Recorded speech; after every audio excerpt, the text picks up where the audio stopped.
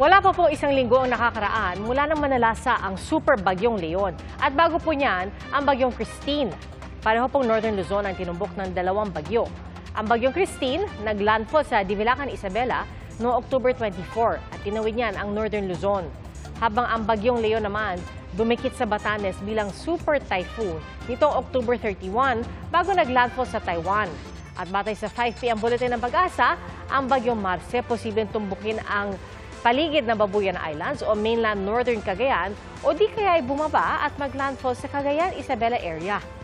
Inaasahang magpapaulan din ang bagyong Marce at ang trough o buntot nito sa extreme northern Luzon at silangang bahagi ng Luzon, mga lugar na nauna ng sinalanta ng mga nagdaang bagyo. Sa tala po ng NDRRMC, 150 ang napaulat na nasawi sa hagupit ng bagyong Christine at Leon. 20 ang nawawala pa rin.